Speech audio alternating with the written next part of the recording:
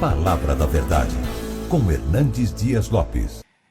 Abra sua Bíblia comigo, por gentileza, na segunda carta do apóstolo Paulo a Timóteo, no capítulo 4. 2 Timóteo, capítulo 4, a partir do verso 6.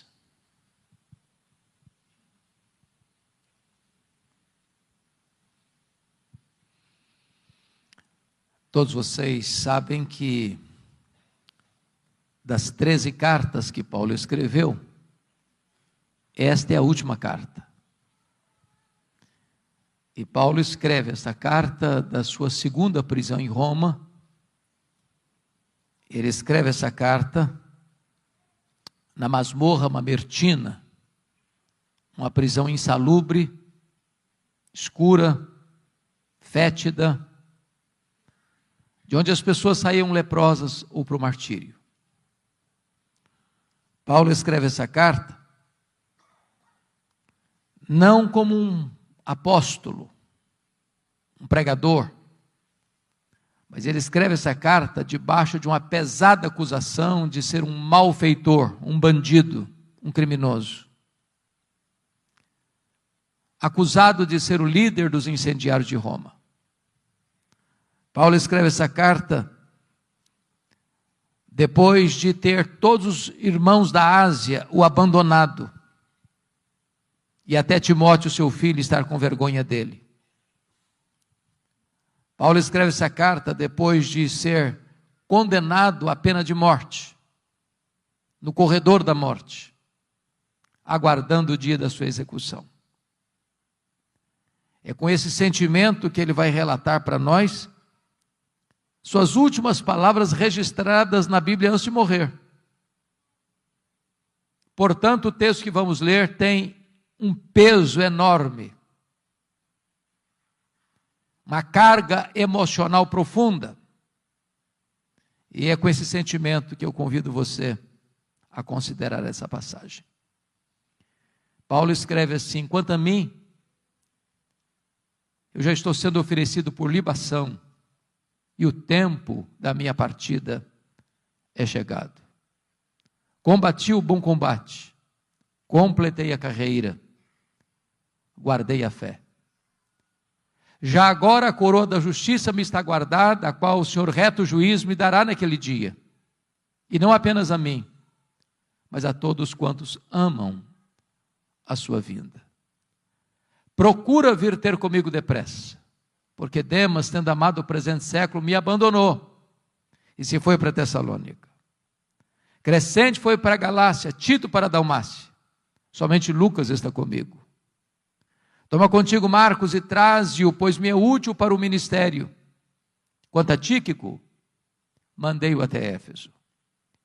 Quando vieres, traz a capa que deixou em Trode, na casa de Carpo, bem como os livros, especialmente os pergaminhos.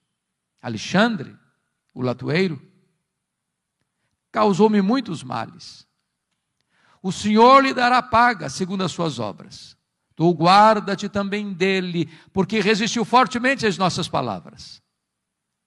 Na minha primeira defesa, ninguém foi a meu favor, antes todos me abandonaram. Que isso não lhe seja posto em conta. Mas o Senhor me assistiu e me revestiu de forças, para que por meu intermédio a pregação fosse plenamente cumprida, e todos os gentios ouvissem, e fui libertado da boca do leão. O Senhor me livrará também de toda obra maligna, e me levará salvo para o seu reino celestial. A Ele glória pelos séculos dos séculos. Amém. Amém. Eu vou pedir permissão a vocês, para só voltar nesse texto, já no final da minha fala. Eu quero nesta noite apresentar a vocês o apóstolo Paulo. Este que foi certamente o maior evangelista, o maior missionário, o maior teólogo, o maior plantador de igrejas da história do cristianismo. Este homem que, dos 27 livros do Novo Testamento, escreveu 13. Este homem que percorreu as províncias do Império Romano, plantando igrejas na província da Galácia, da Macedônia, da Acaia,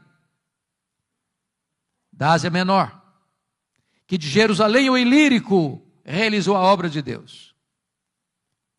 Eu quero apresentar a vocês este homem que pregou com liberdade ou na prisão, em lugares públicos ou em salões fechados, com saúde ou com doença,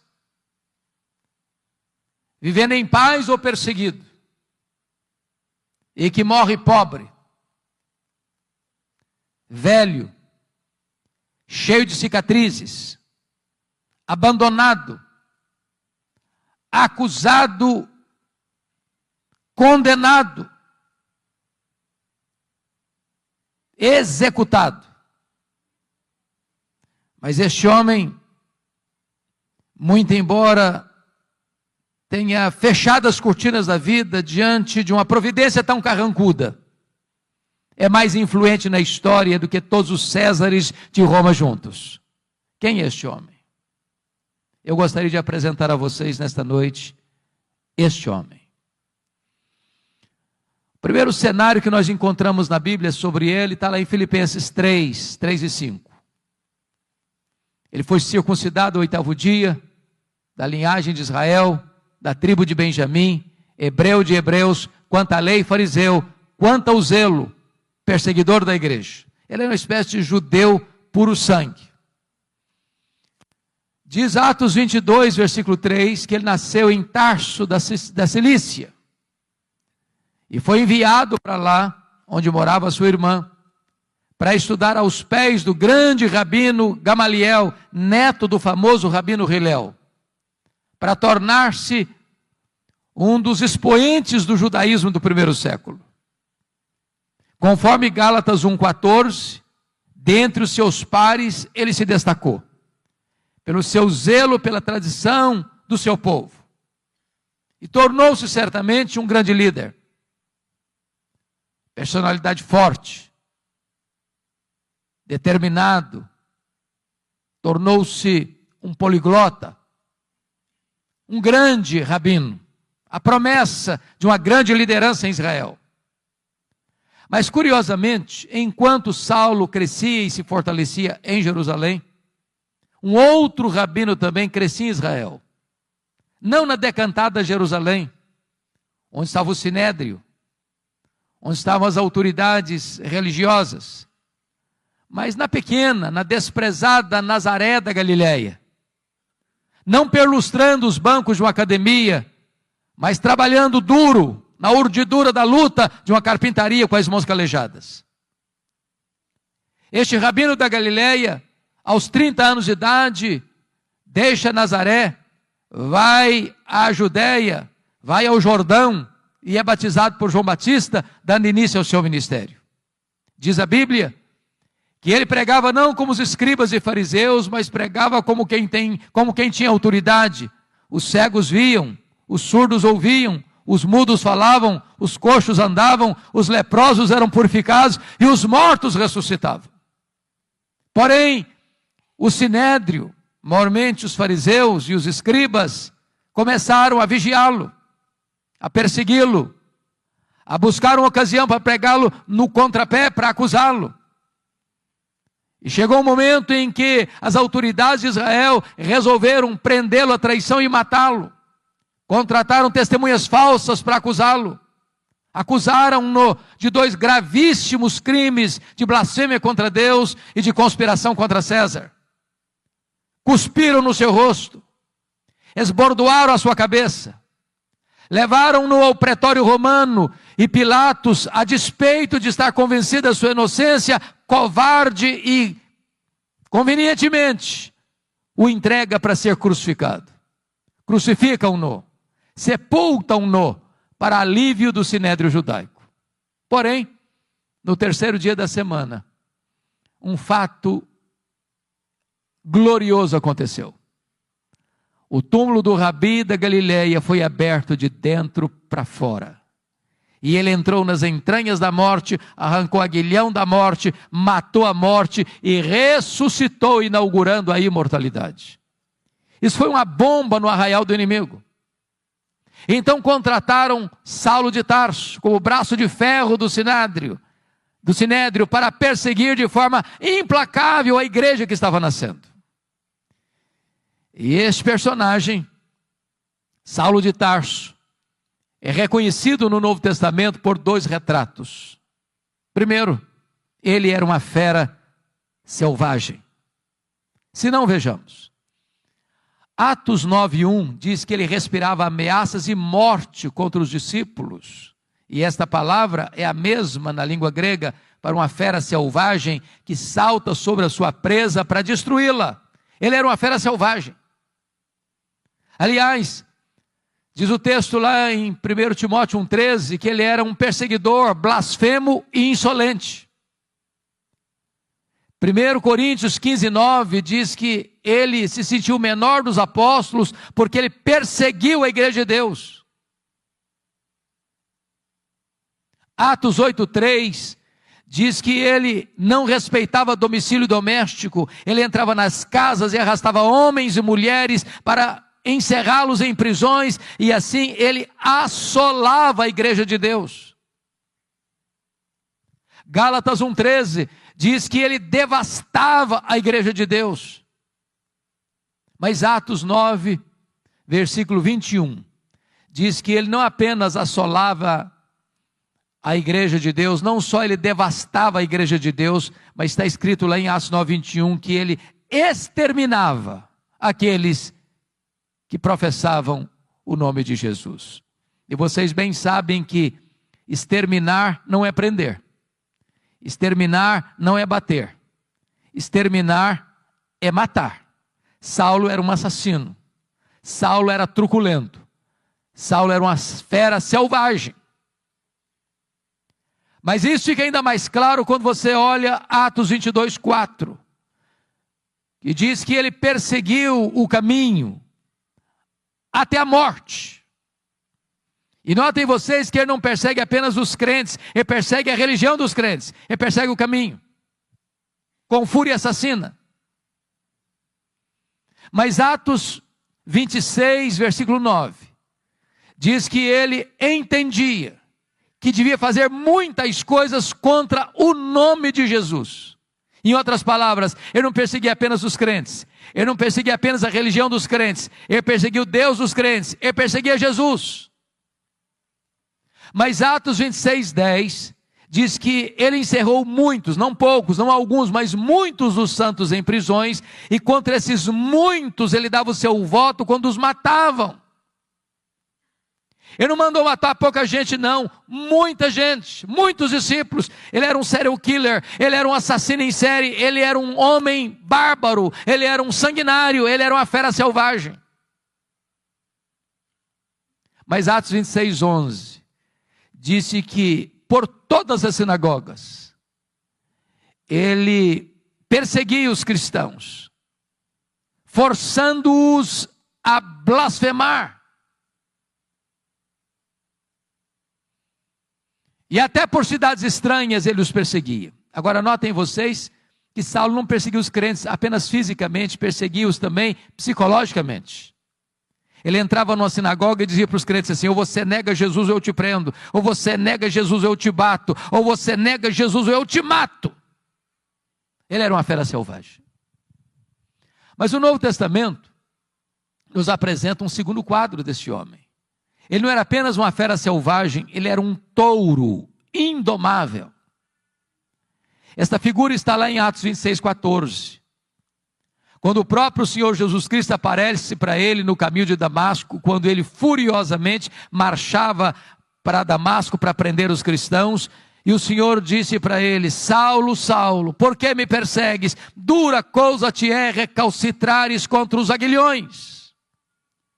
Eu fui criado na região rural, e eu vi, pastor Lutero, muitas vezes alguém amansando um boi para o trabalho doméstico. E o principal instrumento para se amansar um boi bravo e torná-lo dócil e útil é o aguilhão. é o aguilhão. Às vezes, meus irmãos, nós temos a ideia de que o Espírito Santo só começou a trabalhar na vida de Saulo ali no caminho de Damasco. Isso não é um fato. Todas as vezes que Saulo entrava numa casa e arrastava homens e mulheres para a cadeia, todas as vezes que Saulo entrava numa sinagoga e forçava os crentes a blasfemarem, e esses crentes, em vez de blasfemarem, estavam dispostos a sofrer e a morrer por causa da sua fé, e Saulo mandava matar essa gente que negava ou que recusava-se a negar a Cristo, era o Espírito Santo ferroando esse touro bravo. Era o Espírito Santo picando a consciência deste homem selvagem. Mas ele não quer se curvar, ele não quer ser amansado. Até o dia que, caminhando ele para Damasco, o domador de touro bravos brada desde as alturas e o joga ao chão e diz: Saulo, Saulo, por que me persegues? Dura coisa te é recalcitrares contra os aguilhões. O touro bravo está caído, o touro bravo está vencido, o maior perseguidor do cristianismo está convertido. Encerra-se aqui o primeiro capítulo da sua vida, abre-se um novo capítulo na sua história, a preparação de Saulo para o ministério. Diz a Bíblia que ele ficou cego, e ele é levado aqui da estrada de Damasco para a rua direita, na casa de Judas, onde fica 3 dias cego, orando. E então o Senhor aparece a Ananias em uma visão, lá em Damasco, e diz: Ananias, vá à rua direita, na casa de Judas, e impõe as mãos sobre Saulo, ele está orando, para que ele recobre a sua visão. E Ananias responde: mas Senhor, eu tenho ouvido de tanta gente quantos males tem feito este homem aos teus santos em Jerusalém. E o Senhor diz: vai, porque ele é para mim um vaso escolhido. Eu enviarei para longe aos gentios, aos reis, ao seu próprio povo, e eu lhe mostrarei o quanto importa sofrer pelo meu nome. Diz a Escritura que Ananias foi, que Ananias impôs sobre ele as mãos, escamas como que caíram dos seus olhos, ele ficou cheio do Espírito Santo, e ele se levantou, e ele foi batizado. Agora eu peço que você abra sua Bíblia comigo, por favor, em Atos 9:20.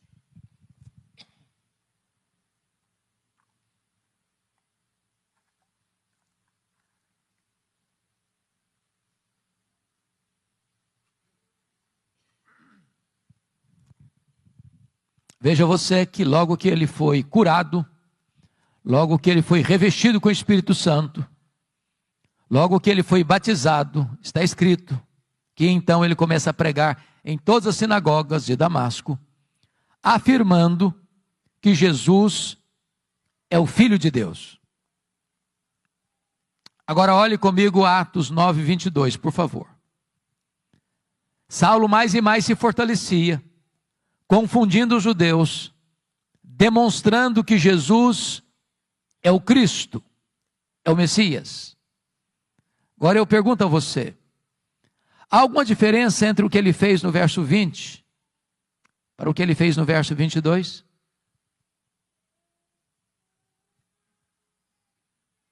No verso 20 ele afirma que Jesus é o Filho de Deus.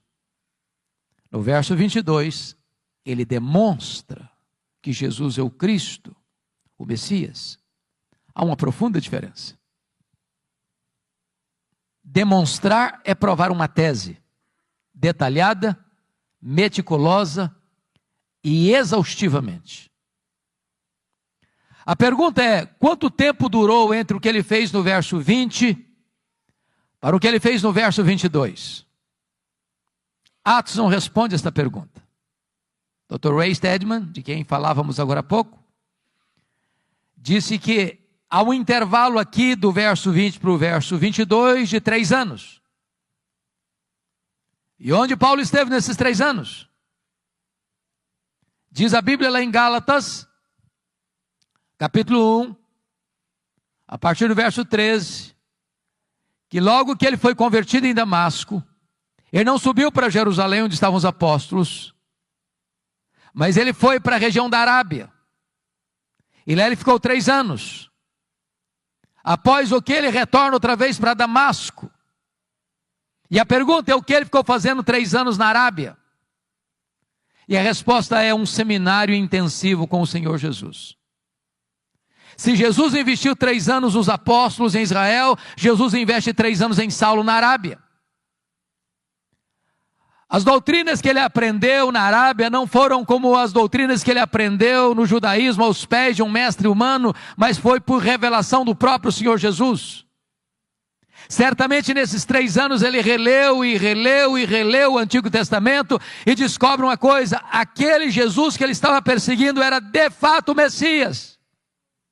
E então, convencido dessa verdade, diz Gálatas 1,18, que ele retorna outra vez para Damasco, e aí que se encaixa Atos 9,22, Saulo mais e mais se fortalecia, confundindo os judeus, provando, demonstrando que Jesus é o Messias, que Jesus é o Cristo.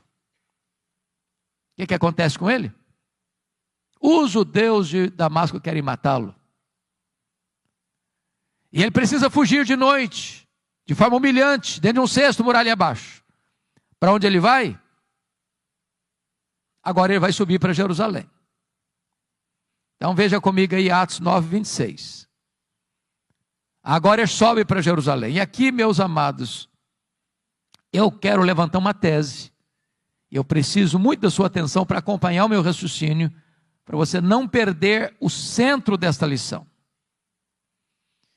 Quando Saulo sobe aqui para Jerusalém, ele não está governado pela nova aliança, ele está governado pela velha aliança.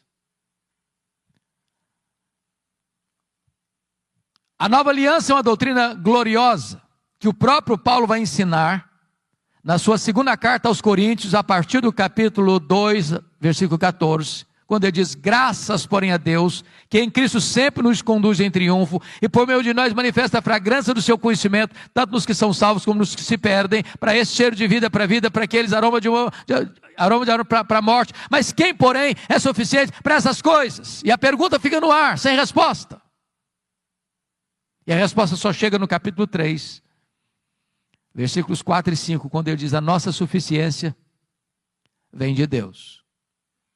Quando Moisés desceu do Monte Sinai, com as tábuas da lei, o povo disse para Moisés: tudo que o Senhor falou, nós faremos. E eu pergunto a vocês: fizeram? E a resposta é não. Por que não? Faltou sinceridade do povo? Não, faltou poder. Na velha aliança tudo depende de você, nada de Deus. Na nova aliança tudo depende de Deus, nada de você. A nossa suficiência vem de Deus. Então a tese que eu quero levantar agora é que quando Saulo sobe para Jerusalém, em Atos 9,26, ele não está governado pela nova aliança, mas pela velha aliança. Por quê?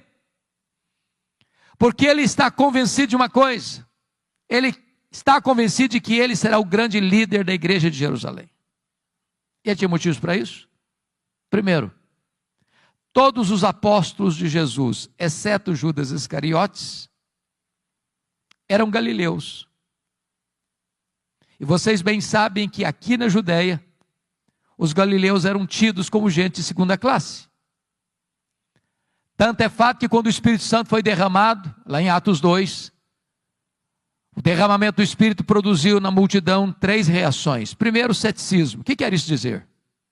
Segundo, preconceito. Ah, são galileus. Terceiro, zombaria. Estão bêbados.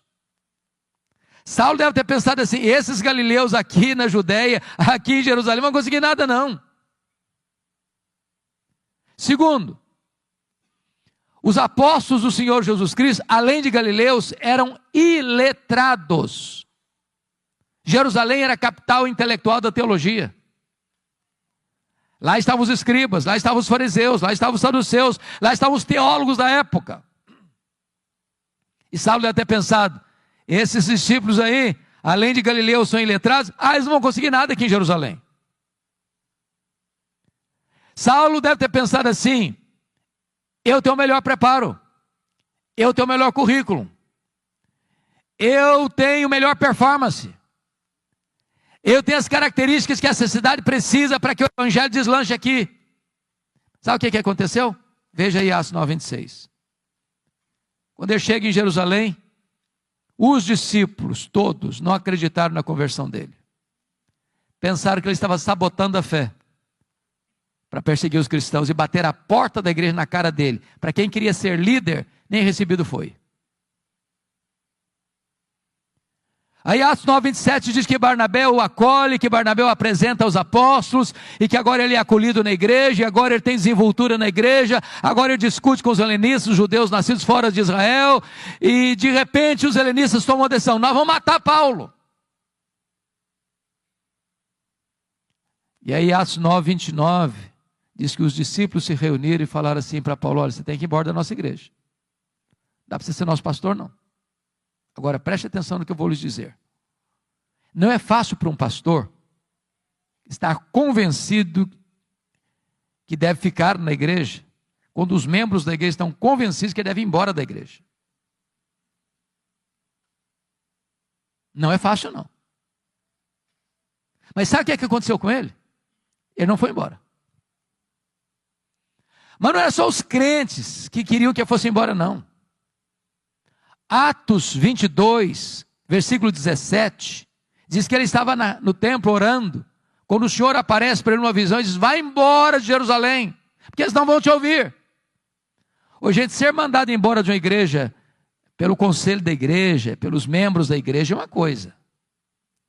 Mas ser mandado embora da igreja pelo próprio Deus, parece que não sobra mais opção.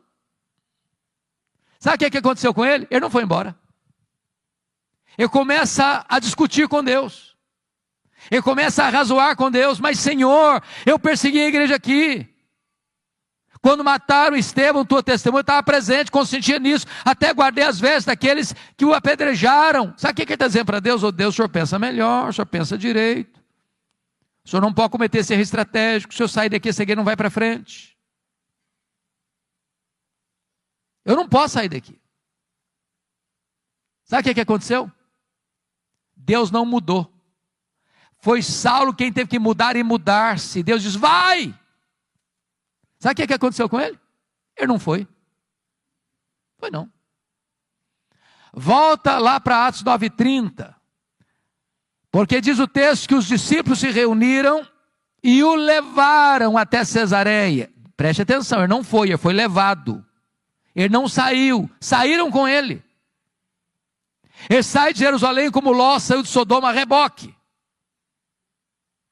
Mas de Cesareia mandaram-no para onde? Para Tarso. E onde era Tarso? A cidade que ele nasceu. Sabe o que Deus está dizendo para esse cara que quer ser líder, que se acha insubstituível? Meu filho, se você pensa que eu preciso de você, você está muito enganado. É você que precisa de mim. Então faz uma coisa, arruma as malas e volta para casa. E sabe quanto tempo ele ficou no molho, no anonimato, longe dos holofotes? Mais de 10 anos. Sabe por quê? Porque eu tinha que aprender primeiro essa grande verdade: tudo depende de Deus, nada depende de mim. Mas o pior não tinha acontecido, não. O pior é Atos 9:31. Diz que no dia que Saulo foi embora da igreja de Jerusalém, a igreja passou a ter paz e passou a crescer. Você quer coisa pior para um pastor do que isso? No dia que ele vai embora da igreja, todos os problemas da igreja se resolvem. E a igreja deslancha. Deus primeiro trabalha em nós, para depois Deus trabalhar através de nós. Tudo depende de Deus, nada depende de nós. Mais de 10 anos depois, explode um avivamento em Antioquia da Síria, terceira maior cidade do mundo. E a igreja de Jerusalém manda para lá o seu melhor pastor, Barnabé. Quando Barnabé chega lá e vê a graça de Deus prosperando, ele se alegra demais, lembrou-se de Saulo. E vai atrás de Saulo lá em Tarso. E o apanha e o leva para Antioquia. E durante um ano eles ensinaram uma multidão de discípulos. Quando a igreja estava reunida, orando e jejuando, o Espírito Santo apareceu e disse: separai-me agora a Barnabé e a Saulo para a obra que os tenho chamado. Preste atenção, a quem o Espírito Santo separou? Não foi Saulo e Barnabé. Foi Barnabé e Saulo. Você já foi reserva alguma vez? Já ficou na sombra de alguém alguma vez? Saulo não era o líder, ele era o liderado. Deus ainda estava trabalhando nele. Ele tinha que entender com clareza que tudo depende de Deus, nada depende de nós. Diz a Escritura que eles estão indo agora, chegando em Pafos, quando o procônsul Sérgio Paulo se interessa pelo Evangelho, quer ouvir o Evangelho, mas o seu mágico a tiracola Elimas quer impedir o procônsul de se converter, porque se o procônsul se converte, ele perde o emprego de mágico. Era uma questão de interesse. Então diz a Bíblia que Saulo, também chamado Paulo, cheio do Espírito Santo, disse ao mágico: ó servo do diabo, até quando perverterás os retos caminhos de Deus? Pois ficarás cego. E o mágico fica cego, e os olhos do procônsul são abertos, e ele é convertido ao Senhor Jesus. E a partir dali, Saulo deixa de usar o seu nome judaico Saulo, para usar o seu nome romano Paulo, e a partir de então, ele se transforma no maior líder do cristianismo. Sabe por quê? Porque aprendeu que tudo depende de Deus, nada depende de nós. Atos 13:13 diz que ele chega em Perge da Panfilha. E em Perge da Panfilha, o jovem Marcos, ou João Marcos, ou Marcos, que era primo de Barnabé, abandona os dois missionários e volta para a casa da sua mãe em Jerusalém. É muito curioso isso, porque a Bíblia não diz por que o Marcos voltou para a casa da mãe dele. Nós poderíamos cogitar 3 possibilidades. Talvez uma delas seja a verdade dos fatos. Talvez a primeira fosse assim: bom, ele era muito moço, muito jovem. Empolgado, pensou que missões fosse turismo. Quando percebeu que não era turismo, ele se decepcionou e voltou. Pode ser, não sei. Talvez uma segunda possibilidade, que quando eles saíram de Antioquia da Síria, o líder da caravana era o primo dele, o Barnabé. Em Pafos, a liderança muda das mãos de Barnabé para Paulo. Ele deve ter pensado: sob a liderança do meu primo, eu tinha coragem de ir, na liderança do outro eu não vou não. Mas há uma terceira possibilidade, eu particularmente creio nessa terceira possibilidade. Está escrito em Gálatas 4, a partir do versículo 13, até o versículo 15, que Paulo pregou o evangelho pela primeira vez na Galácia, Antioquia da Pisídia, Icônio, Derbe e Listra, por causa de uma enfermidade física. Pergunta: que enfermidade física era essa? Talvez a mesma que Paulo se refere em 2 Coríntios 12:7, um espinho na carne, mensageiro de Satanás, para me esbofetear, a fim de que eu não me ensoberbeça. Então, notinha de rodapé. O espinho na carne de Paulo procedeu de Deus ou do diabo? E a resposta categórica é: procedeu de Deus. Como é que você sabe? Por causa do propósito, para que ele não se ensoberbecesse. Alguém tem dúvida que o diabo trabalha 24 horas para fazer da gente um balão, um pavão, uma bola de orgulho? Mas se o espinho na carne procedeu de Deus, como é que o diabo batia na cara dele com esse espinho? Porque esse é o papel do diabo. Quando a providência é carrancuda, o diabo chega sorrateiramente e pergunta assim: e aí, você não é crente? Você não está fazendo a obra de Deus? Você não é fiel a Deus? Está passando essa magrela toda, está doente, está sofrendo. Se Deus gostasse de você, se Deus se importasse com você, você não estava nessa. O diabo quer vender essa propaganda de que ser crente é viver numa estufa, blindado. O Senhor Jesus nunca prometeu que nós não teríamos aflições nessa vida. Ele prometeu estar conosco todos os dias até a consumação dos séculos. Dizem os estudiosos que essa região de perto da Panfilha, onde João Marcos abandonou os dois missionários, era uma região alagadiça, pantanosa, com forte incidência de malária. E é muito provável que Paulo contraia uma malária aqui, porque não consta que Paulo tenha saído doente de Antioquia da Síria, mas consta que ele chegou doente na Galácia. Antioquia da Pisídia, Icônio, Derbe e Listra. E essa doença naquela época era tão severa e não tinha tratamento adequado, que dava uma dor de cabeça alucinante e afetando inclusive a visão. E os crentes da Galácia disseram que, se possível fosse, eles teriam arrancado os próprios olhos para dá-los a Paulo. Dá-nos a impressão que Paulo tinha um problema de visão. É por isso que ele propriamente não escrevia suas cartas, ele usava uma pessoa para escrever e depois pegava a pena para dar a sanação final. Talvez por isso ele chamou o sumo sacerdote parede branqueada, porque via tudo meio lusco-fusco. Bom, o certo é que o João Marcos retorna para a casa da mãe dele. E os dois missionários sobem as montanhas do Cáucaso e chegam lá em cima, na Galácia do Sul, e pregam com poder, com graça, com dureza, com lágrimas, com sangue, mas deixando para trás igrejas estabelecidas, lideranças eleitas e a igreja marchando vitoriosamente. Agora eles retornam para a igreja base, a igreja de Antioquia da Síria, e observe comigo que está escrito aí em Atos 14, 26 e 27. Reunida a igreja, relataram quantas coisas fizera Deus, e como Deus abrira a porta do evangelho para os gentios. Preste atenção nisso. Há espaço para testemunho na igreja, mas não há espaço para projeção humana na igreja. Eles não relataram quantas coisas fizeram eles relataram quantas coisas fizera Deus. Quem faz a obra é Deus, nós somos apenas os instrumentos. Agora note outra coisa, quando a igreja cresce, os problemas surgem, porque não há crescimento de igreja sem luta. É por isso que Atos 15:1 diz que quando os membros da seita dos fariseus escutaram lá em Jerusalém que os gentios estavam sendo recebidos sem passar pelo rito da circuncisão, eles desceram e disseram para os crentes gentios assim: se vocês não se circuncidarem, vocês não poderão ser salvos. Se vocês não circuncidarem e não guardarem a lei, vocês não podem ser salvos. Bom, mas isso não é evangelho. E se afirmar que o sacrifício de Cristo não foi suficiente? E se afirmar que sua fé em Cristo não é o bastante?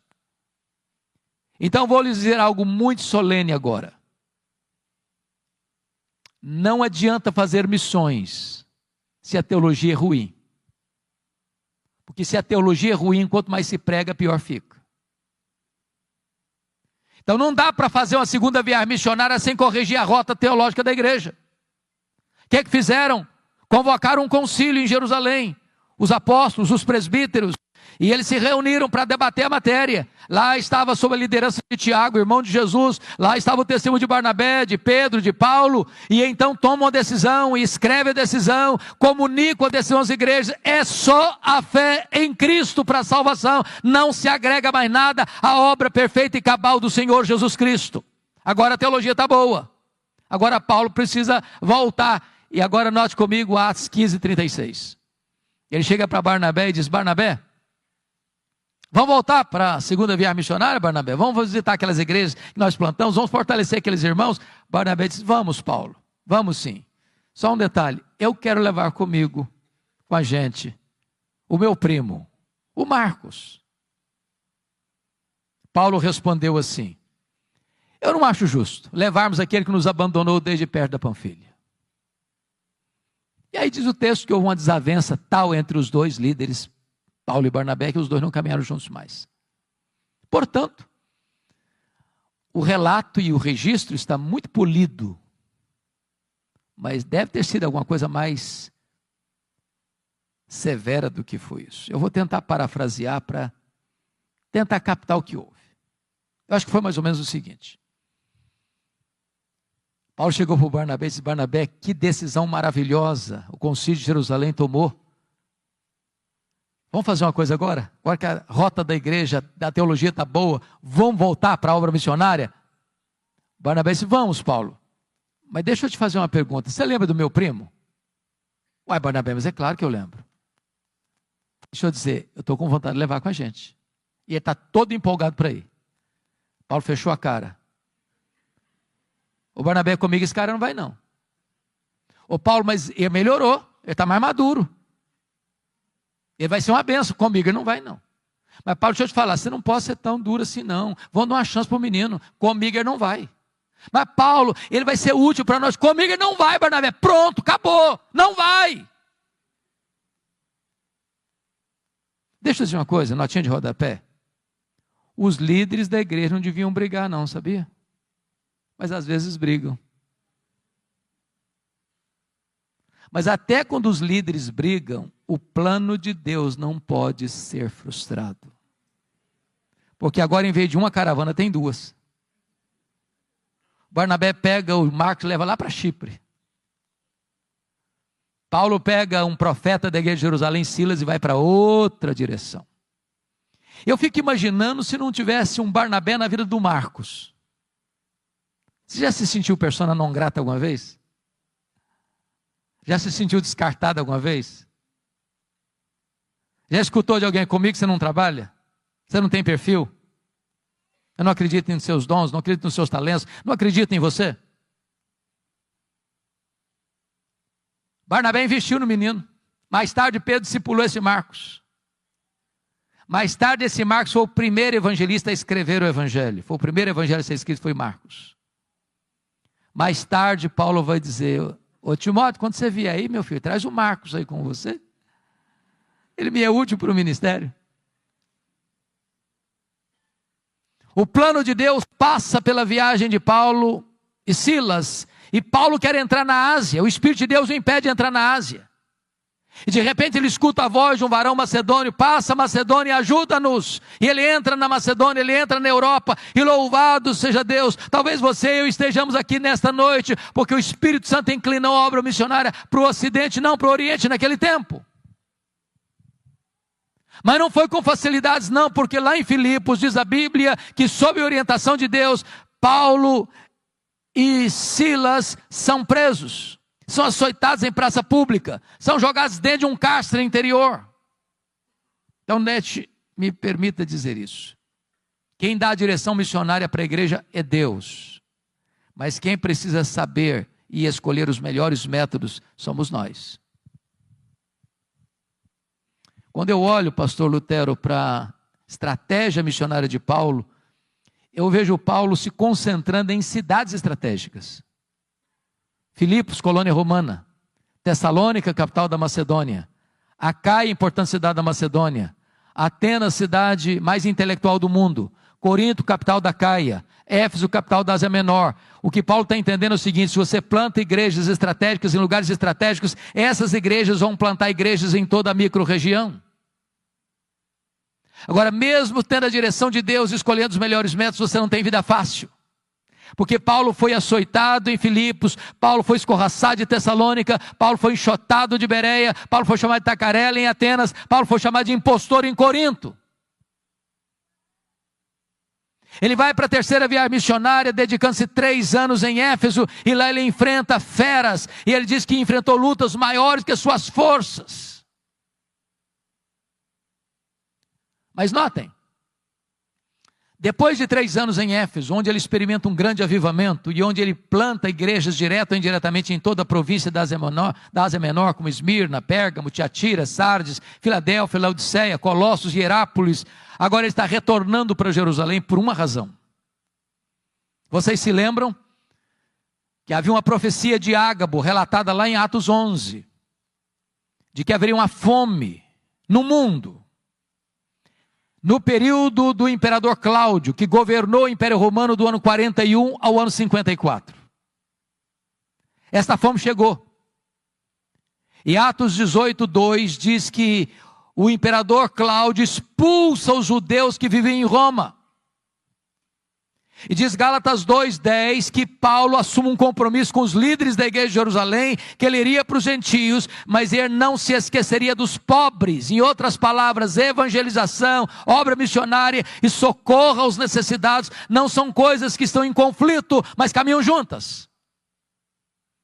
Então você vai notar, 2 Coríntios 8, 9, e também 1 Coríntios capítulo 16, e também Romanos 15, que Paulo está levantando uma coleta, uma oferta especial para os pobres da Judeia, nas igrejas gentílicas das províncias da Galácia, da Macedônia, e da Acaia e da Ásia Menor. E ele está levando essas ofertas para Jerusalém. Quando ele chega e desembarca em Cesareia Marítima, Ágabo o prende com um cinto e diz: é isso que eles vão fazer com você lá em Jerusalém. Os discípulos tentam demovê-lo. Ele diz: vocês estão fazendo comigo? Eu estou pronto não só a ser preso em Jerusalém, eu estou pronto a morrer por Jesus em Jerusalém. E ele chega lá, e ele entrega as ofertas, e ele é preso. 40 judeus entram em voto de anátema, dizendo: nós não vamos comer, nós não vamos beber, enquanto nós não matarmos Paulo. A notícia vaza, chega o sobrinho de Paulo, ele vai e comunica a Paulo, que comunica ao comandante, e naquela mesma noite Paulo é trasladado de Jerusalém para Cesareia Marítima, onde ficava todo o aparato militar de Roma, e Paulo fica ali 2 anos sendo acusado pelos judeus, sob a égide dos governadores Félix e Festo. Agora preste atenção nisso. Com a mudança de governo de Félix para Festo, toda transição de governo é época de reivindicações. Então, o Sinédrio jeitosamente disse para o governador Festo: ô governador, esse preso aí está no fórum errado. O fórum dele não é Cesareia, é Jerusalém. Então, quem deve julgar esse homem não é o governador, não é uma questão política, não interessa a Roma isso, é uma questão puramente religiosa. Nós somos o fórum adequado, legítimo, onde ele deve ser julgado, mas queriam matar Paulo na estrada. Paulo percebe a traição e diz para o governador: eu sou cidadão romano, eu quero ser julgado diante de César. O governador diz: para César você quer ir? Para César você irá. Mas antes, Atos 23:11, diz que o próprio Senhor apareceu para Paulo em Jerusalém e diz: coragem, Paulo, assim como você deu testemunho aqui em Jerusalém, eu quero que você dê testemunho também em Roma. Paulo quer ir para Roma, Deus o quer em Roma, mas quando ele parte para ir para Roma, ele enfrenta um naufrágio. Você pode entender isso? Tinha 276 pessoas dentro daquele navio. O pânico, o medo tomou conta de todo mundo. 14 dias sem saber se era dia ou noite. Ninguém conseguia comer, era um pânico todo, a morte mostrava a carranca para eles. Quando tudo parecia perdido, um anjo de Deus apareceu para Paulo dentro do navio e disse: coragem, Paulo, ninguém vai morrer, eu entreguei toda essa gente na sua mão, mas é necessário que vocês vão dar numa ilha. E aí eles começam a orar. A oração mais óbvia que eu vejo na Bíblia, eu não encontro nenhuma oração mais óbvia do que essa. Sabe por que eles oraram? Para o dia amanhecer. Você já orou para o dia amanhecer? Porque o dia amanhece se você orar. E se você não orar, ele amanhece do mesmo jeito. Mas por que eles oraram para o dia amanhecer? É que tem hora que a escuridão da alma é tão densa, que você diz: meu Deus, eu não aguento mais. Ou o dia amanhece, ou eu pereço. Quando o dia amanheceu, eles avistaram a ilha de Malta. O navio se arrebenta todo, mas ninguém perece, todos se salvam.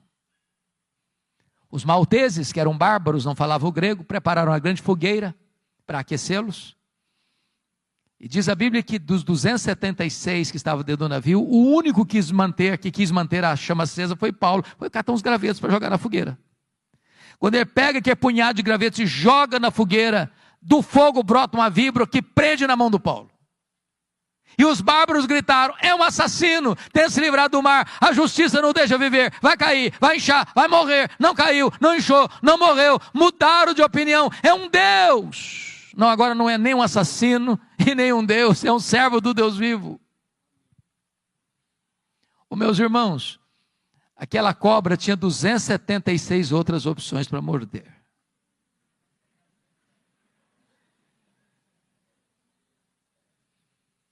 Pois bem, agora Paulo fica os 3 meses de inverno pesado ali na ilha de Malta, porque era a providência de Deus. Sabe por quê? O prefeito da cidade estava doente, Paulo orou por ele, o pai do prefeito estava doente, Paulo orou por ele, foi curado, os demais enfermos vieram, Paulo orou por eles, eles foram curados. Aí você aprende uma coisa: não foi a tempestade que levou Paulo para a ilha de Malta, foi a mão da providência divina. Tem hora que parece que a vida está de ponta cabeça, e Deus está escrevendo o capítulo mais emocionante da sua vida. Paulo chega em Roma não como gostaria de ter chegado. E queria ter chegado para ficar com a igreja, para encorajar a igreja, para ser abençoado pela igreja, para ser enviado para a Espanha pela igreja de Roma. Mas ele chega preso, chega algemado.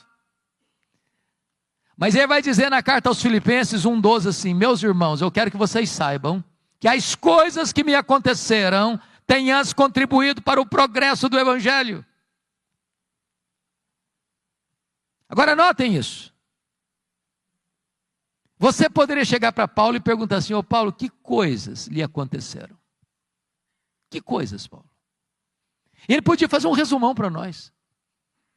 Ele podia dizer o seguinte: olha gente, eu fui perseguido em Damasco, eu fui rejeitado em Jerusalém, eu fui abandonado em Tarso, eu fui apedrejado em Listra, eu fui açoitado em Filipos, eu fui escorraçado de Tessalônica, eu fui enxotado de Bereia, fui chamado de tagarela em Atenas, eu fui chamado de impostor em Corinto, eu enfrentei feras em Éfeso, eu enfrentei um naufrágio para Roma, fui picado por uma cobra em Malta, eu cheguei em Roma preso e algemado, mas eu quero que vocês saibam que as coisas que me aconteceram tenham contribuído para o progresso do Evangelho. Se eu não creio em acaso, se eu não creio em sorte, se eu não creio em azar, se eu não creio em determinismo cego, se eu não creio que a mão de Deus dirige o seu destino. E porque ele está preso em Roma, em Filipenses 1, ele diz que 3 coisas aconteceram com ele. Primeiro, as igrejas foram mais encorajadas a pregar. Quando viram Paulo preso e trabalhando, se mexeram.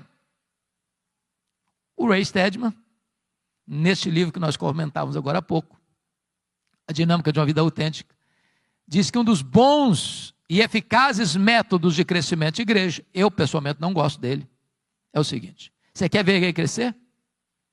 Bote os pastores na cadeia e a igreja crescerá.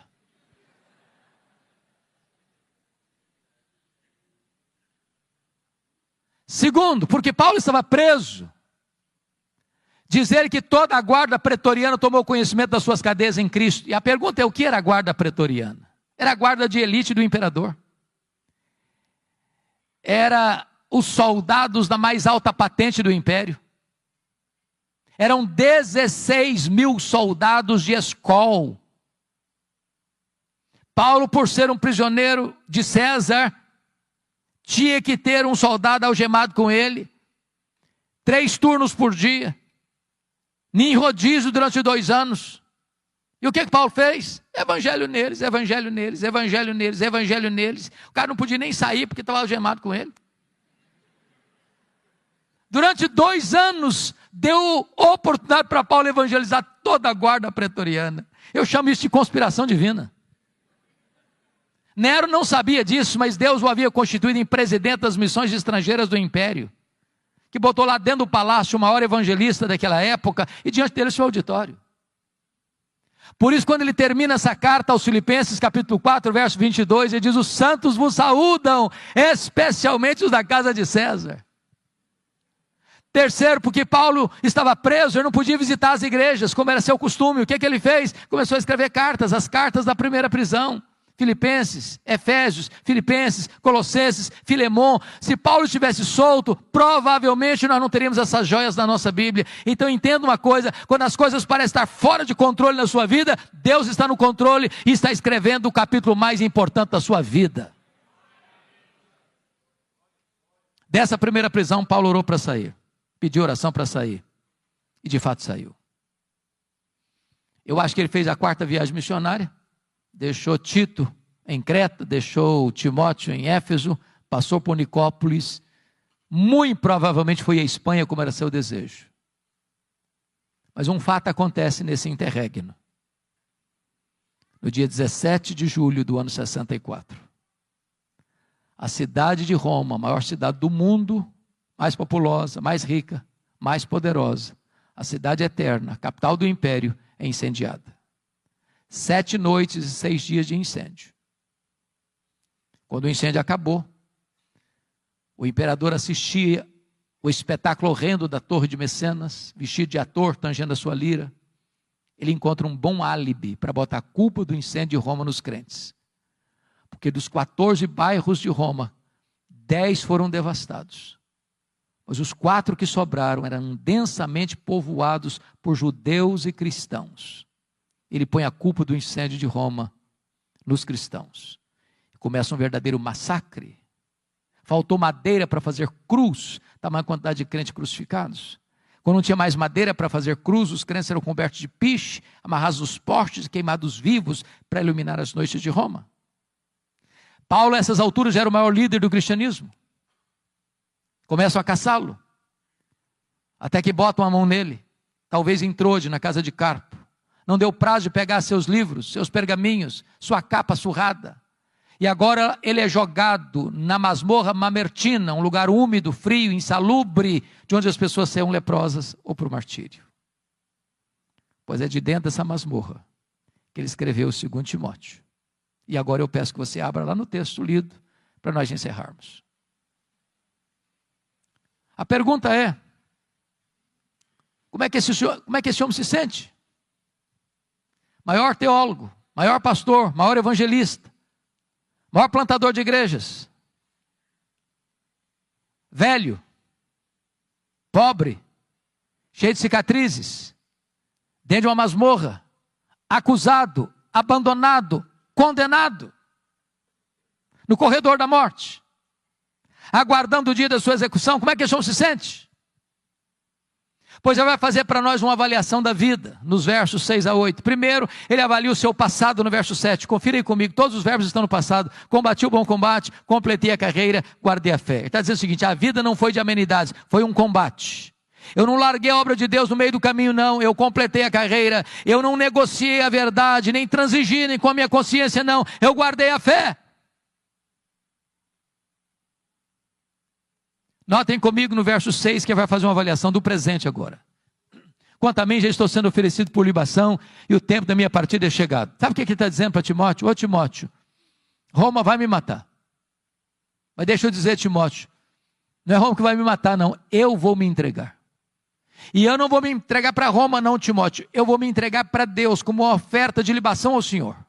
E tem mais, Timóteo, eu não vou morrer, não. Eu vou partir. Porque a palavra partida aí é um eufemismo para a morte. E essa palavra partida no grego tem 3 significados. Primeiro, essa palavra significava tirar o peso das costas de alguém. Sabe o que é morrer para um crente? Apocalipse 14, 13 diz o seguinte, que é descansar das suas fadigas. Segundo, a palavra partida significa desatar um bote de um tronco e atravessar para o outro lado do rio. Sabe o que é morrer para um crente? É fazer a última viagem da vida rumo à pátria celestial.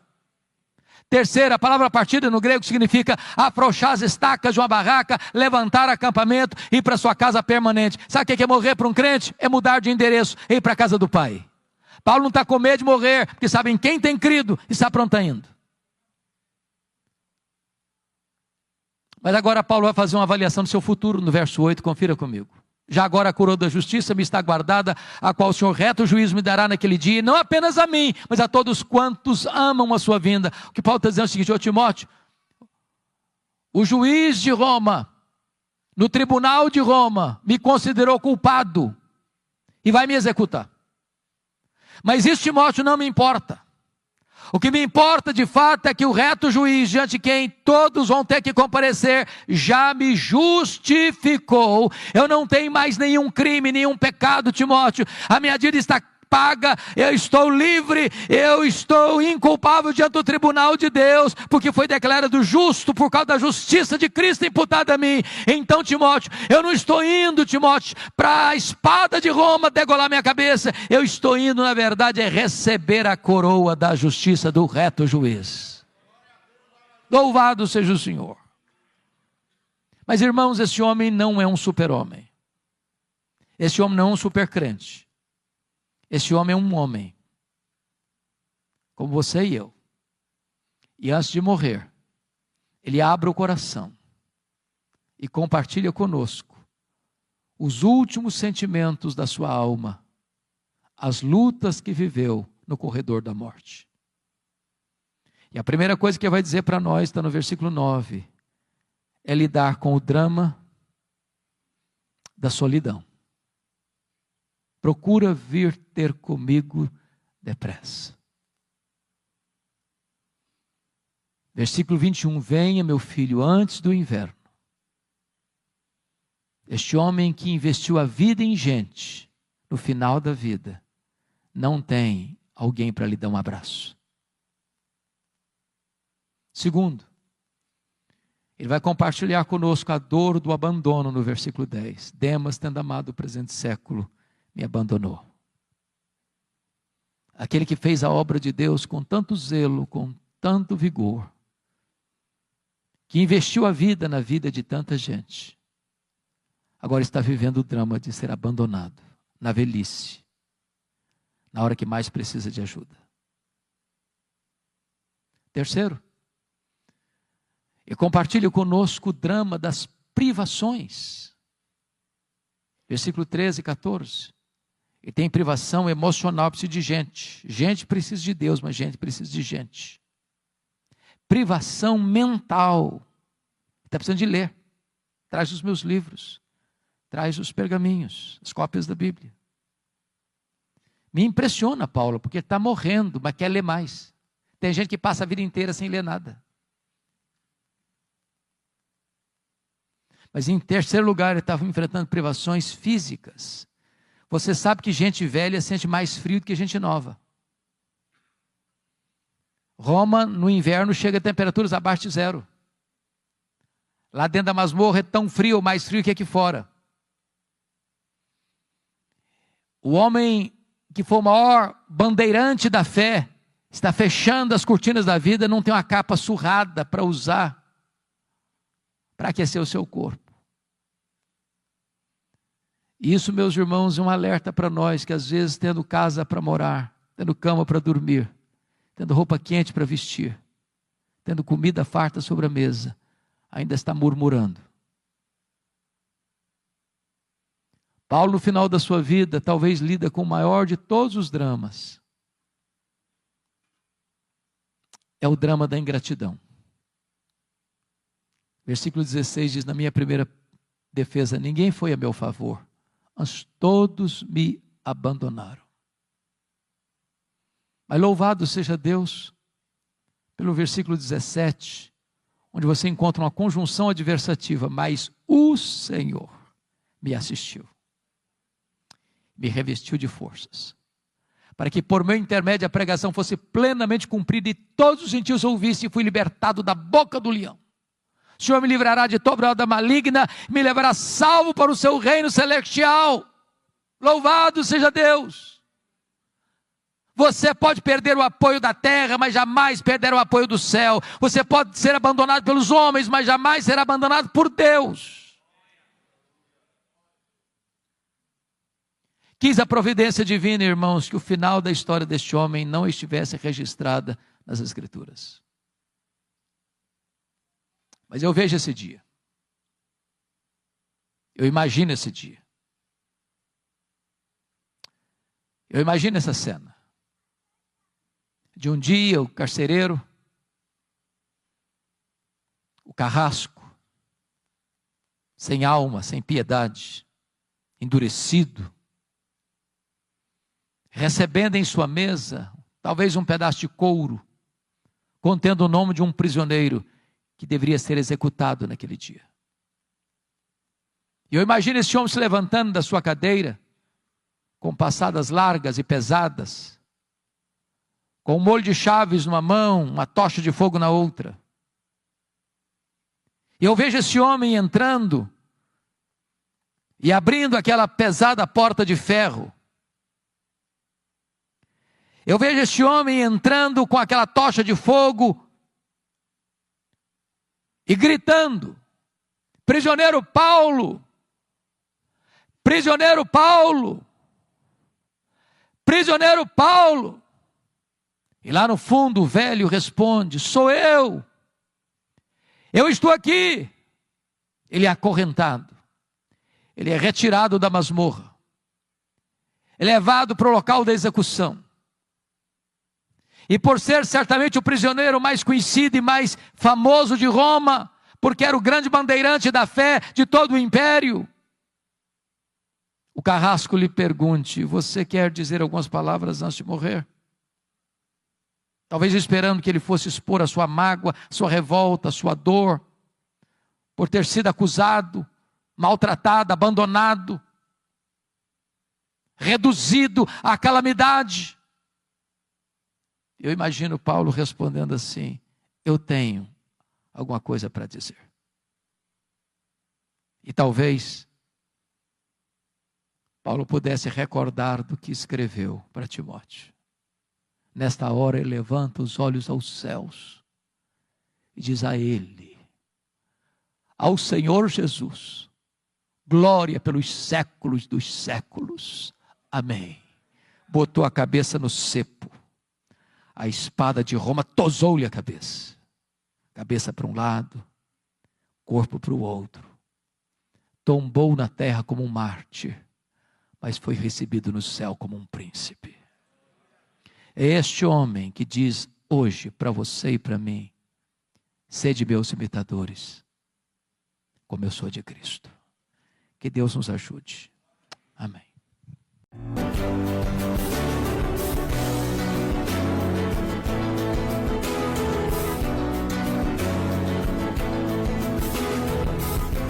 Palavra da Verdade, com Hernandes Dias Lopes.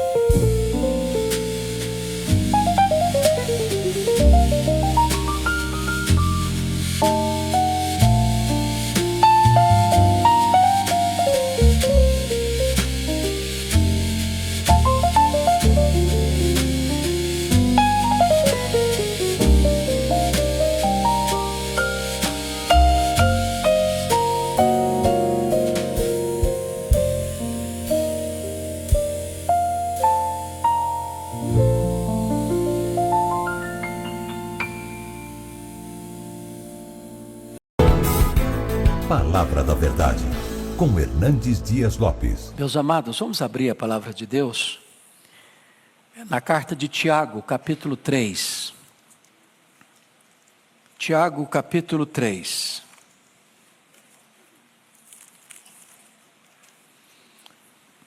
Faremos a leitura do verso 1 ao verso 12. E peço a gentileza de, após a leitura do texto, permanecer com a sua Bíblia aberta nesta passagem. Meus irmãos, não vos torneis muitos de vós mestres, sabendo que havemos de receber maior juízo. Porque todos tropeçamos em muitas coisas. Se alguém não tropeçar no falar, é perfeito varão, capaz de refrear também todo o corpo. Ora, se pomos freios na boca dos cavalos para nos obedecerem, também lhes dirigimos o corpo inteiro. Observai igualmente os navios, que sendo tão grandes e batidos de rijos ventos, por um pequeníssimo leme, são dirigidos para onde queira o impulso do timoneiro. Assim também a língua, pequeno órgão, se gaba de grandes coisas. Vede como uma fagulha põe em brasas tão grande selva. Ora, a língua é fogo, é mundo de iniquidade. A língua está situada entre os membros do nosso corpo e contamina o corpo inteiro. E não só põe em chamas toda a carreira da existência humana, como também é posta ela mesma em chamas pelo inferno. Pois toda espécie de feras, de aves, de répteis e de seres marinhos se doma, e tem sido domada pelo gênero humano. A língua, porém, nenhum dos homens é capaz de domar. É mal incontido, carregado de veneno mortífero. Com ela bendizemos ao Senhor e Pai, também com ela amaldiçoamos os homens feitos à semelhança de Deus. De uma só boca procede bênção e maldição. Meus irmãos, não é conveniente que estas coisas sejam assim. Acaso pode a fonte jorrar do mesmo lugar o que é doce e o que é amargoso? Acaso, meus irmãos, pode a figueira produzir azeitonas? Ou a videira figos? Tampouco fonte de água salgada pode dar água doce. Eu quero meditar com os meus amados sobre o tema cuidado com a sua língua.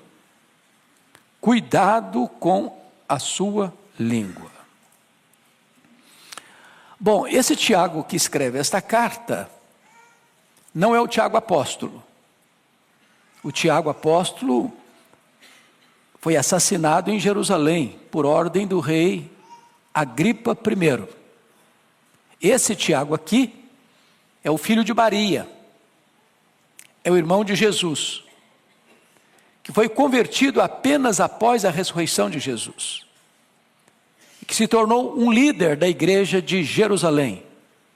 Inclusive foi ele quem presidiu o primeiro concílio da igreja em Jerusalém, conforme relatado em Atos capítulo 15. Tiago é considerado o livro de Provérbios do Novo Testamento. Talvez a carta mais prática que nós temos no Novo Testamento. Os historiadores dizem que Tiago foi um homem de oração, a ponto de ser chamado o homem de joelhos de camelo.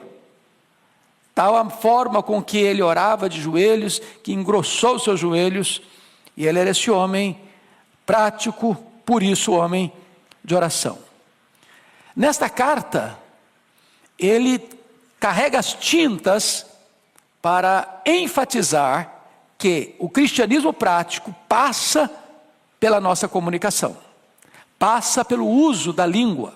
Se não, vejamos, olha aí capítulo 1, verso 19 comigo, e peço que você leia essa passagem comigo, toda a igreja comigo, Tiago 1,19, vamos juntos? Sabeis estas coisas, meus amados irmãos, todo homem, pois, esteja pronto para ouvir, tardio para falar, tardio para se irar. Então, o primeiro conselho dele na carta é: seja tardio para falar, pense melhor, pense bem. A língua é o megafone do coração.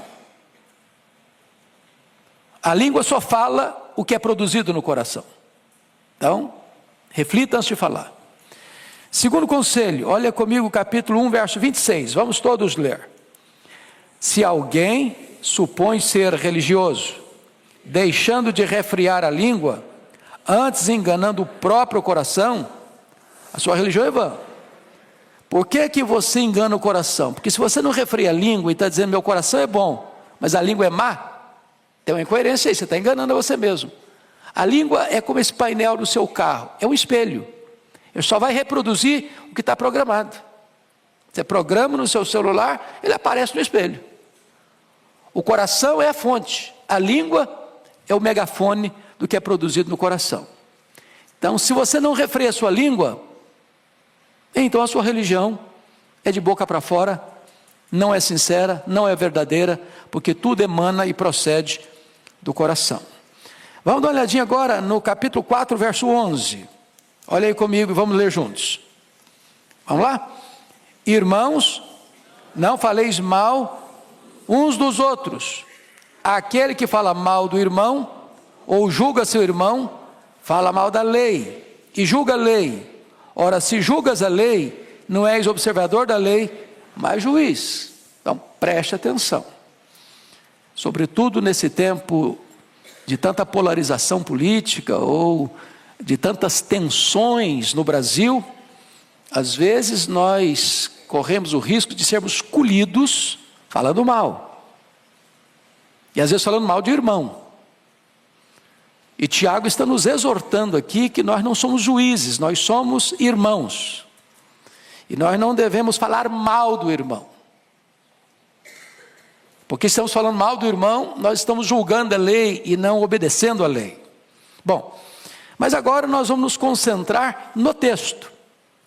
Porque não há nenhum texto da Bíblia tão exaustivo e tão lúcido e tão claro e tão detalhado sobre o problema da língua como Tiago capítulo 3. Aliás, antes propriamente de entrar nele, me permita mais 2 textos da Bíblia que me impressionam muito. O primeiro deles é Provérbios 18, 21, quando diz que a morte e a vida estão no poder da língua. Quem bem utiliza, comerá do seu fruto. Ou seja, você pode dar vida, você pode matar um relacionamento, dependendo da maneira como você se comunica. Então a língua tem o poder de dar vida, a língua tem o poder de matar. Isso vale para o casamento, isso vale para a família, isso vale para os relacionamentos interpessoais, isso vale lá para a sua empresa, isso vale para os relacionamentos aqui da igreja. Mas o outro texto, irmãos, para mim é um dos mais complexos. Eu até gravei esta semana um texto sobre ele, e eu gostaria que você olhasse comigo, Provérbios 6. Provérbios 6, dá uma olhadinha aí, versículos 16 a 19. Todo pecado é abominação para Deus. Não há pecadão, pecadinho. Todo pecado é grave e é maligníssimo. Mas há pecados que têm consequências mais graves. Mais graves. Olha comigo o que Salomão vai registrar em Provérbios 6, 16 a 19. Você pode ler comigo? Vamos juntos? 6 coisas o Senhor aborrece, e a 7ª a sua alma abomina. Então para um pouquinho. Então tem 6 pecados que ele vai listar aqui que Deus aborrece. Ele vai citar um pecado dentre esses 6, que é o 7º, ou dentre esses 6 não, além desses 6, que é o 7º, que aí há uma força maior na expressão. A alma de Deus abomina. Então vamos aos 6 que Deus aborrece. Primeiro, olhos altivos, orgulho. Deus aborrece orgulho. Segundo, língua mentirosa, mentira. Deus aborrece mentira. Terceiro, mãos que derramam sangue, inocente, assassinato. Desde a vida intrauterina, em qualquer fase da vida, Deus aborrece. Quarto, coração que trama projetos iníquos, maldade, Deus aborrece. Quinto, pés que se apressam a correr para o mal, violência, Deus aborrece. Sexto, pecado que Deus aborrece, testemunha falsa que profere mentiras, perjúrio. Último pecado, 7º, esse a alma de Deus abomina. Ou seja, para Deus é mais grave do que orgulho, para Deus é mais grave do que mentira, para Deus é mais grave do que assassinato, para Deus é mais grave do que violência, para Deus é mais grave do que perjúrio. O que é que a alma de Deus abomina? Vamos lá? E o que semeia, contendas entre irmãos. Para um pouquinho agora para pensar, quão grave é isso aos olhos de Deus. É por isso que Tiago diz que se você não refreia a sua língua, enganando o seu coração, a sua religião é vã. Então, dito isto, vamos agora para Tiago 3, que é o texto em pauta.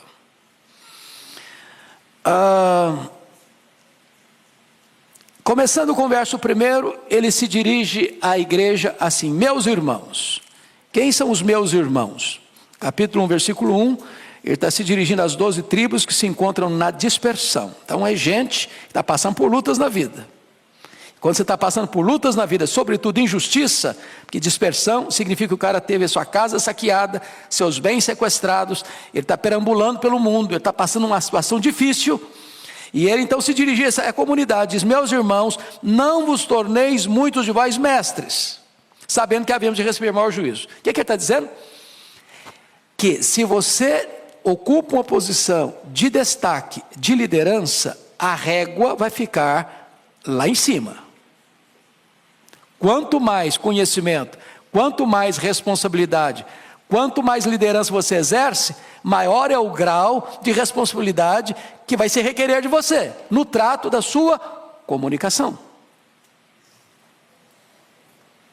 Então o fato de você ser um líder não isenta você de responsabilidade, ao contrário, aumenta a sua responsabilidade na comunicação. Vamos ao verso 2. Leia comigo o verso 2. Porque todos tropeçamos em muitas coisas. Se alguém não tropeça no falar, é perfeito varão, capaz de refrear também todo o corpo. Primeiro, Tiago está admitindo aqui que não tem ninguém que sobra, que fica como exceção no critério de não pecar, de não tropeçar. Ele diz todos. Então, o líder e o liderado, o maduro na fé e o neófito, todos tropeçamos. E ele diz em algumas coisas? Não, todos tropeçamos em muitas coisas. Então baixa a bola, porque nós não estamos aí com esse performance todo, não. Todos tropeçamos em muitas coisas. Ele está usando o todo para certamente enfatizar um aspecto específico. O maior obstáculo onde mais tropeçamos na vida é na nossa língua. Ela é tão comprida que ela serve de laço para os nossos pés.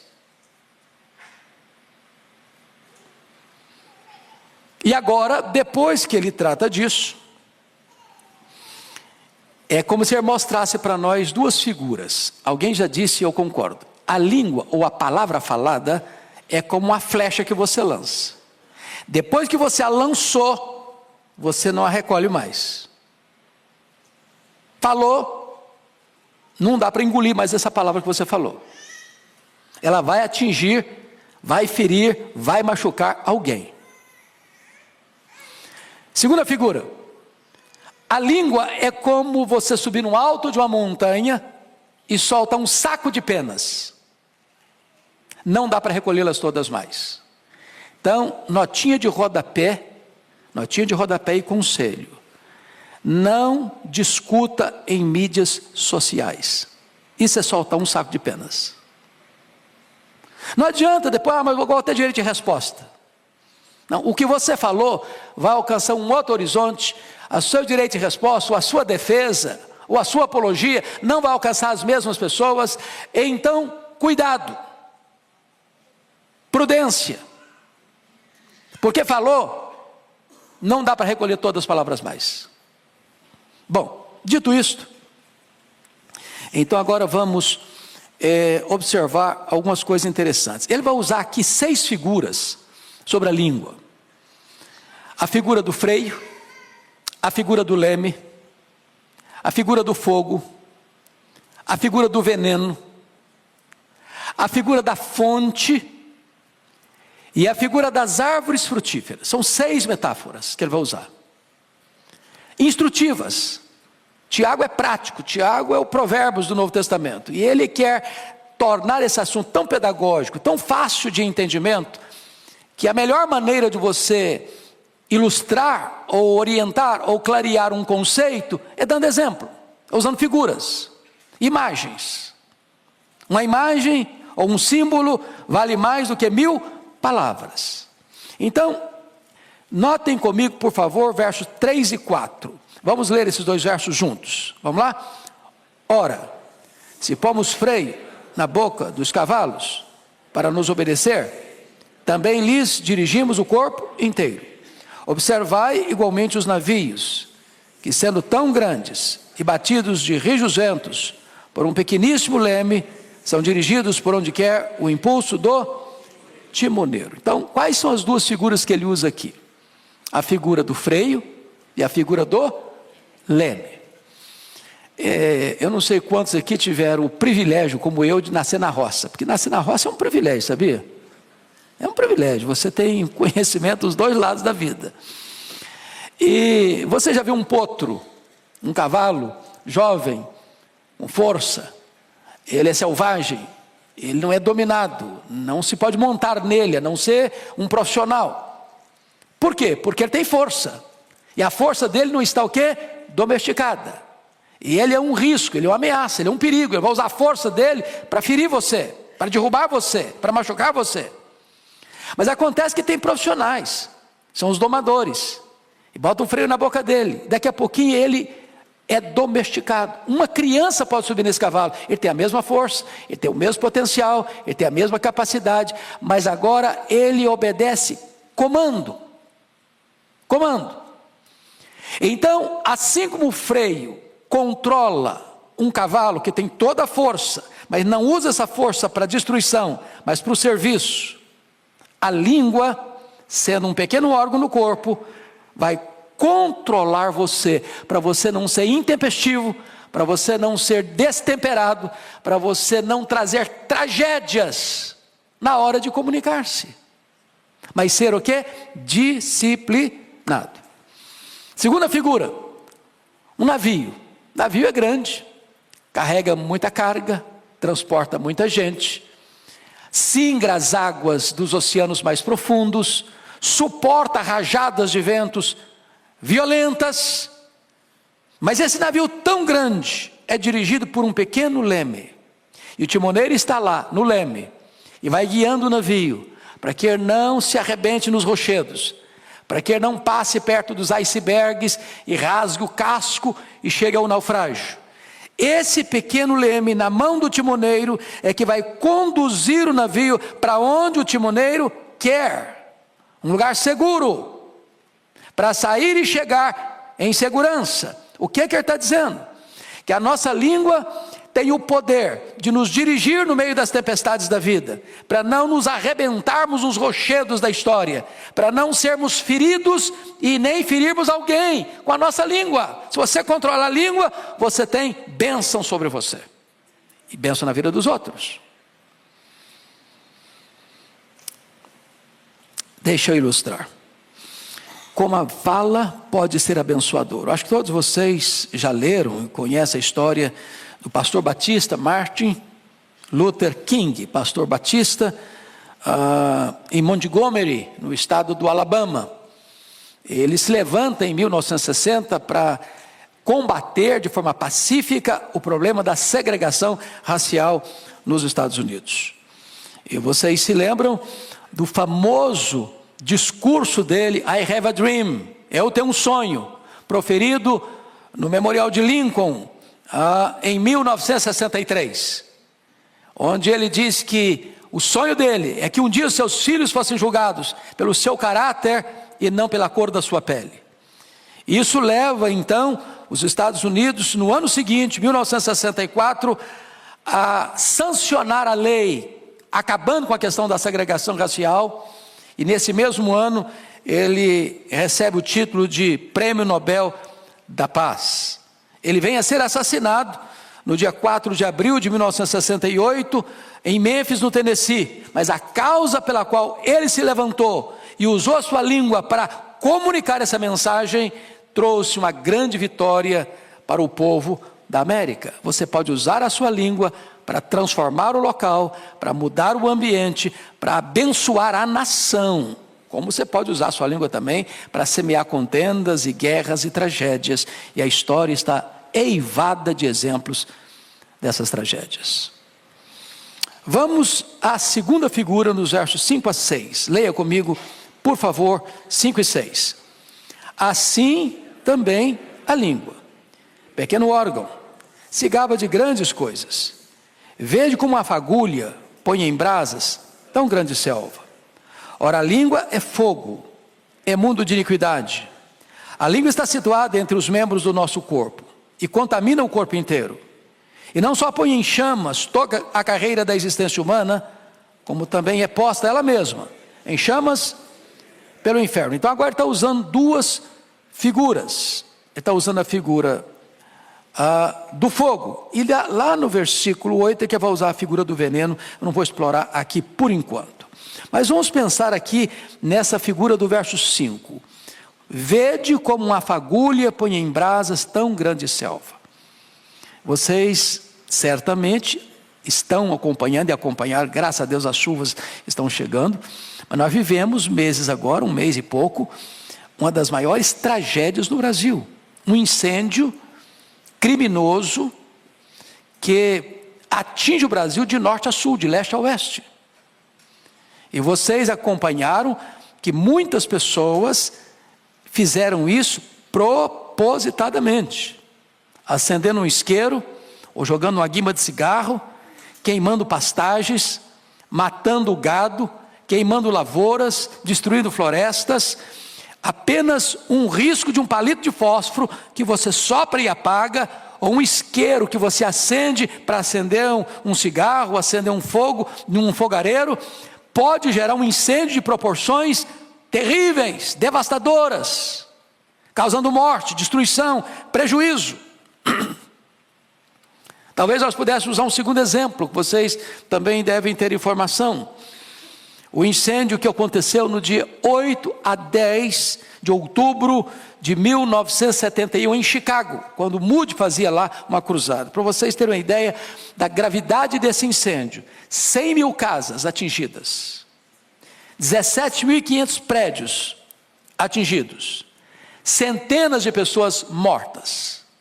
Um incêndio que começou num estábulo, coisa pequena, mas que ganhou proporções devastadoras. Ou poderíamos ainda citar o incêndio de 17 a 24 de julho do ano 64, na capital do Império Romano, a cidade de Roma, quando dos 14 bairros de Roma, 10 foram devastados pelas chamas. O que Tiago está nos informando?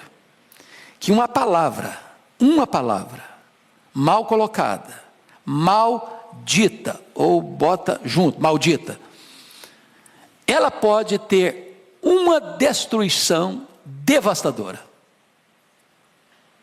Uma palavra maligna, maldosa, uma espécie de assassinato de reputação, pode macular a honra de uma pessoa, pode destruir a imagem de uma pessoa, pode provocar uma guerra, pode provocar separação, pode trazer consequências absolutamente destruidoras na vida de pessoas, de instituições, de igrejas, até de uma nação. Então, é necessário ter esta percepção. Versículo 6, veja comigo o que Tiago vai dizer. Além da língua ser uma fagulha de fogo, ele vai dizer que a língua contamina e destrói. Versículo 6, ora, a língua é fogo. Preste atenção, ele não diz que a língua é como fogo. Agora ele não está ilustrando, agora está fazendo uma afirmação. A língua é fogo. Fogo queima, fogo dói, fogo destrói, fogo mata. A língua é fogo. Mas ela não é apenas fogo, ela é o quê? Mundo de iniquidade. Ela contamina o corpo inteiro. A língua está situada entre os membros do nosso corpo e contamina o corpo inteiro. O veneno que está na língua vaza, espreme, esguicha para o corpo inteiro. Alguém já disse que a fera mais peçonhenta do mundo está escondida atrás da toca dos dentes. Pensa numa cobra venenosa. A língua é mais venenosa. Pensa num fogaréu. A língua é um fogo mais perigoso ainda. Agora veja você a afirmação. E e não só põe em chamas a carreira da existência humana. Você já pensou que é isso? Ele está dizendo, a língua mata. Quantos assassinatos, irmãos, surgiram na história, quantas guerras, levando milhares de pessoas à morte, foram produzidas pela língua, pela mentira, pelo perjúrio, pela falsa acusação, pela maledicência, pela fofoca. Ela põe fim à existência da carreira humana, ou seja, ela mata, ela destrói. Agora o que vai acontecer com ela? Versículo 6, como também é posta ela mesma em chamas pelo inferno, ou seja, ela condena ao inferno a própria pessoa que fala. A pessoa que fala é um instrumento do inimigo, e ela arrasta a própria pessoa para a destruição do inferno. Então, ela contamina e destrói. Então, ela é fogo, é uma fagulha pequena que incendeia uma selva, ela contamina e destrói. Terceiro lugar, a língua é indomável. Vamos ao verso 7 e 8, leia comigo por favor. Pois toda espécie de feras, de aves, de répteis, de seres marinhos, se doma, tem sido domada pelo gênero humano. A língua, porém, nenhum dos homens é capaz de domar. É mal incontido, carregado de veneno mortífero. Vamos pegar só até impossível de domar. Então, ele está usando aqui uma possibilidade, um fato, uma realidade. Deus criou o homem, colocou o homem no jardim, deu ao homem a capacidade de dar nome aos animais, e mais, de dominar sobre as aves dos céus, sobre os animais da terra e sobre os peixes do mar.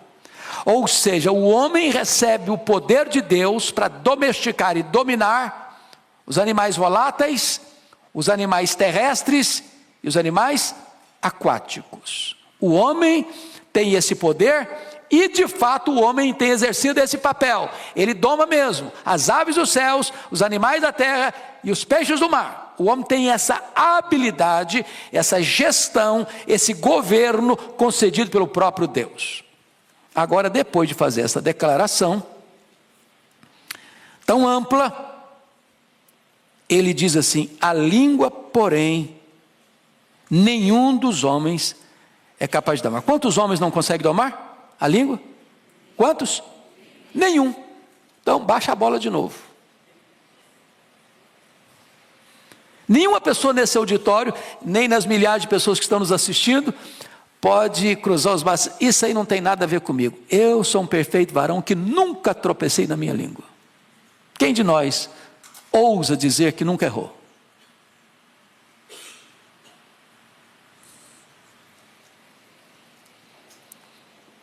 Essa é uma exortação para mim, para você, para nós. Indomável. Indomável. O pensador grego, Sócrates, tinha uma maneira de lidar com as pessoas que vinham trazer para ele notícias.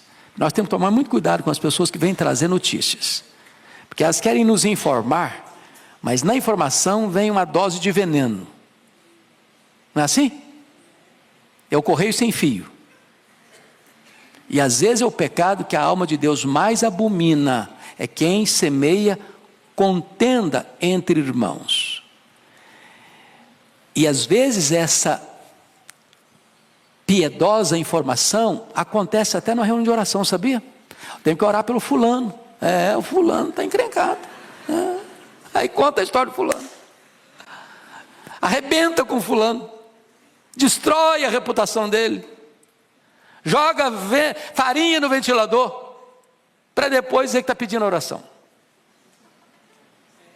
Cuidado, cuidado, muito cuidado. Então, o Sócrates diz o seguinte: quando alguém chegava com um comentário para ele, falou que tinha que passar por 3 peneiras.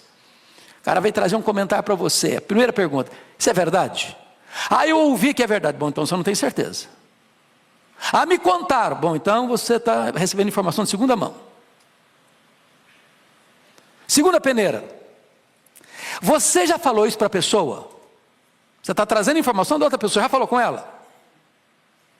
Se não falou com ela, não vem falar para mim. Ela que tem que saber.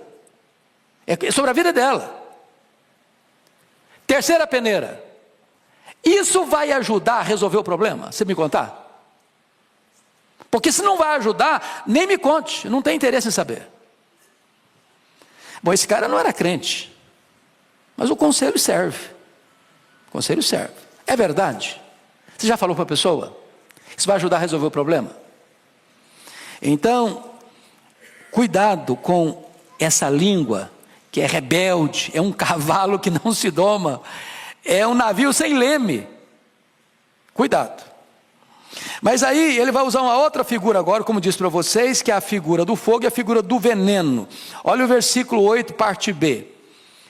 É mal incontido, carregado de veneno, o quê? Mortífero. Tem veneno que ele é mais ou menos mortífero. A pessoa fica doente, mas não morre de imediato.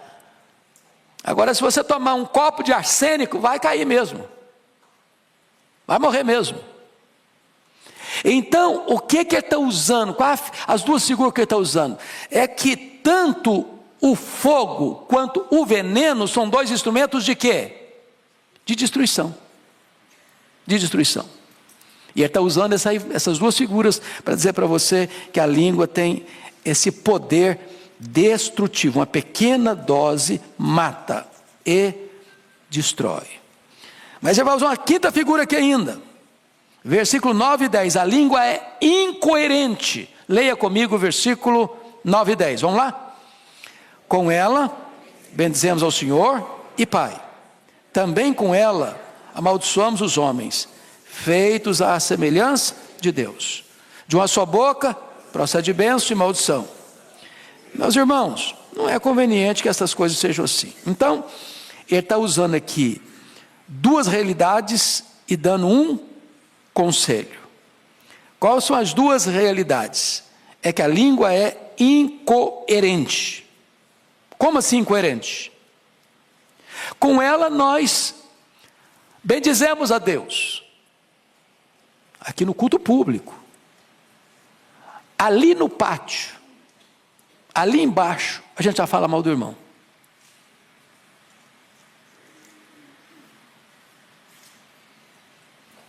Como assim? A mesma língua? Que acabou de bendizer a Deus, está amaldiçoando alguém que foi feito à imagem de Deus? Olha a incoerência. Existe uma mesma língua, procede bênção e maldição. Eu abençoo e eu amaldiçoo, com a mesma língua. Incoerente, inconsistência. Agora, isso é a realidade, mas não é o conveniente. Ele exorta. E qual é a exortação dele? Meus irmãos, ele está fazendo um apelo para os irmãos. Veja que ele não está falando para os ímpios, ele não está falando para os pagãos. Ele não está falando para a gente não convertida. Ele está falando para a gente que nasceu de novo. Meus irmãos, isso não é conveniente.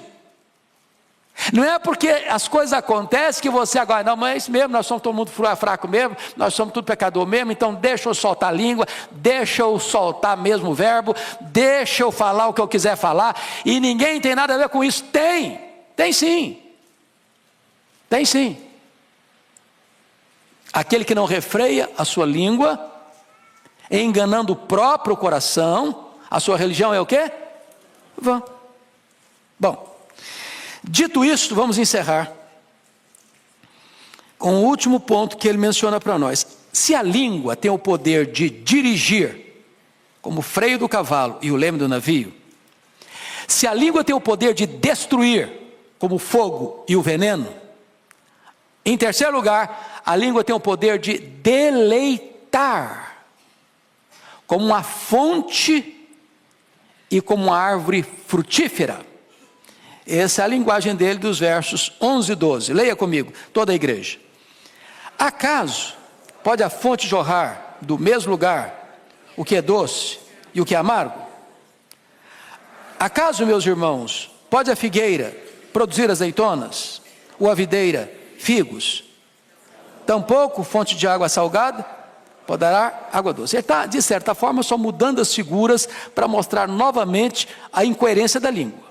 Perceberam? Ele está usando uma outra imagem agora. Outra imagem. Agora não é bem dizer e falar mal do irmão, nem abençoar e maldizer. Ele está usando agora uma linguagem da agricultura, do campo. Então ele está falando de uma fonte. Uma fonte é o lugar de você se dessedentar, sobretudo no Oriente, onde isso era raro. Então você chega e vê uma fonte e você bebe. Vocês se lembram, quando o povo saiu do Israel, chegou no deserto e viram água e foram todos beber com muita gana, e quando beberam, o que estava acontecendo? A água era amarga, não dá para beber. Então você tem fonte de água doce e tem fonte de água salobra. Agora você nunca vai ver uma fonte produzir água doce e daqui a pouquinho água salobra ao mesmo tempo. Se é água doce, é água doce. Se é água salobra, é água salobra. O problema é que a língua é tão complexa que às vezes dessa mesma fonte sai água doce, dessa mesma fonte sai água salgada. A mesma língua que abençoa, amaldiçoa. A mesma língua que glorifica a Deus, fala mal do irmão. Aí vou usar outra figura, a figura da árvore. Ele diz assim, versículo 12: acaso, meus irmãos, pode a figueira produzir azeitonas? A figueira produz o quê? Figo. Azeitona, a videira produz o quê? Uva. É isso mesmo que eu falei? Eu me confundi. Vamos de novo. Acaso, meus irmãos, pode a figueira produzir azeitona? Então figueira produz o quê? Figo. O que produz azeitona? Oliveira. A videira produz o quê? Uva. Ela não produz o quê? Figo. O que produz figo? Figueira. O que ele está dizendo? A fonte produz aquilo que é da natureza dela produzir. Ela é fonte doce ou salgada? A árvore produz segundo a sua espécie. Você não vai colher azeitona de figueira. Você não vai colher uva de oliveira. Então, se cada árvore produz o seu fruto de acordo com a sua espécie, o que nós fomos? Regenerados. Nós somos coparticipantes da natureza divina. Nós temos agora um novo coração, uma nova mente, uma nova vida, pertencemos a uma nova família, uma nova pátria, somos o povo de Deus. E aí ele está concluindo dizendo o seguinte: assim como é incoerente com a mesma boca você exaltar a Deus e falar mal do irmão, com a mesma boca você abençoar e amaldiçoar, assim como é incoerente, ele diz, uma figueira produzir azeitona e uma videira produzir figo, porque foge à natureza da árvore, também ele diz assim, tampouco fonte de água salgada pode dar água doce. Ele encerra não favorecendo a ideia de que vamos continuar sendo incoerentes. Ele encerra dizendo, não é conveniente, gente, não é conveniente. Então, que Deus tenha misericórdia de nós, né? Que Deus tenha misericórdia de nós. Talvez nós pudéssemos dizer como Davi, que as palavras dos meus lábios, o meditar do meu coração, sejam agradáveis à tua presença. Você pode abençoar, você pode ter uma palavra terapêutica, as pessoas podem sair de perto de você mais animadas com a vida, mais encorajadas a viver, você pode ter na sua língua a medicina e não o veneno, você pode ser um construtor de pontes, não um cavador de abismos, você pode ser um ministro da reconciliação e um pacificador e não um gerador de conflitos e contendas. Que Deus nos ajude. Amém.